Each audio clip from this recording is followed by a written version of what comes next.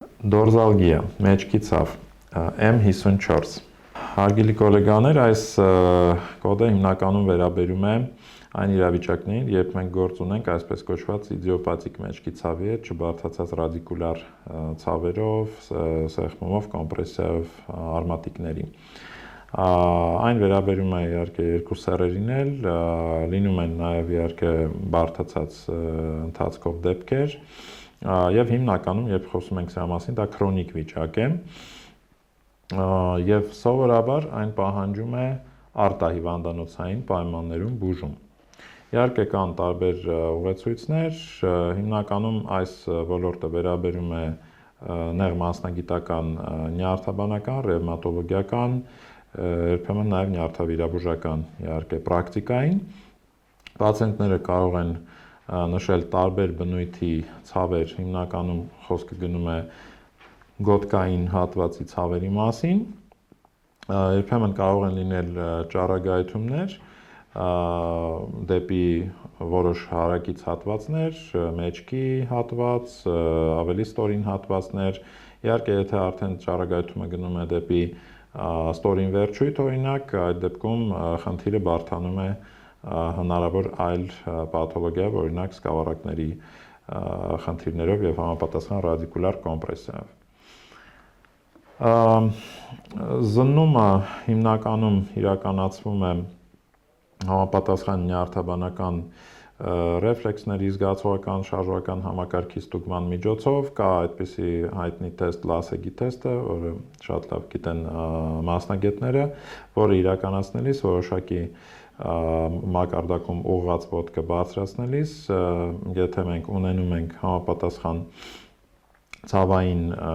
զգացողություն պացիենտի կողմից նշվող, կարող է դա լինել օրինակ 30 աստիճան եւ ավելի բարձր արդեն բարձրացնելիս, մենք կարող ենք համարել, որ այն դրական է եւ հետեւաբար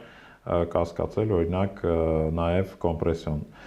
մղտանիշ։ Եթե ոչ, ապա մենք մնում ենք այսպես կոչված լյումբալգիայի մակարդակում։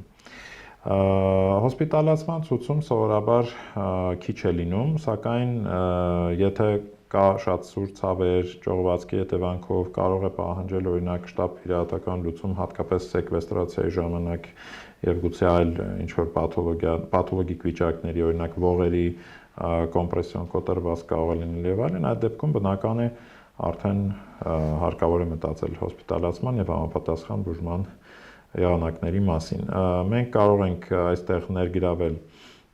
բնական է նյարդաբանի խորհրդատվություն, բայց նաև կարող է կարիք լինել նյարդավիրաբույժի եւ ռևմատոլոգի։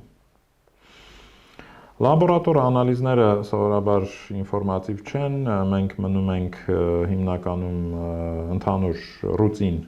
արյան անալիզների բնագավառում, որևէ սպეციფիկ այստեղ անելիք չունենք։ Գործիքայինների առումով բնական է մենք կարող ենք ունենալ առաջին հերթին, եթե հատկապես նյարդաբանական մասով ենք հետազոտում, MRT հետազոտության կարիք կարող ենք ունենալ, հատկապես ճողվածքների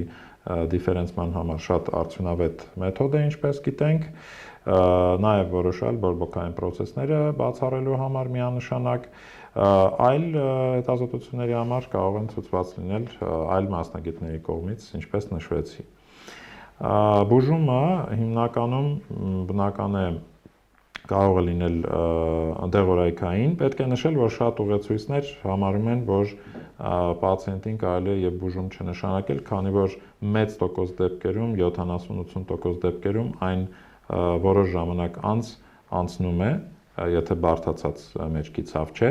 սակայն արագ վերականգնման, աշխատունակությունը վերականգնելու առումով շատ կարևոր են գուցե արագացված տարբերակները բուժման եւ այդտեղ մեզ կարող են օգնել ստանդարտ ցավազրկողները, հակաբորբոքային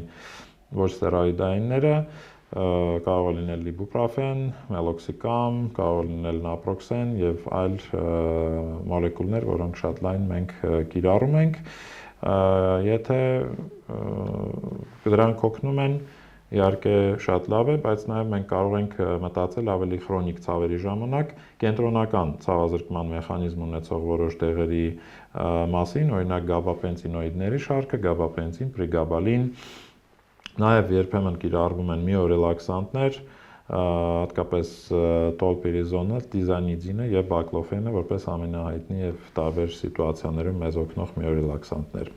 Անշուշտ այստեղ մեծ դեր կարող ունենալ նաեւ ոչ թեորիական թերապիան, դա ռեաբիլիտացիոն միջոցառումներն են ամենատարբեր տեսակի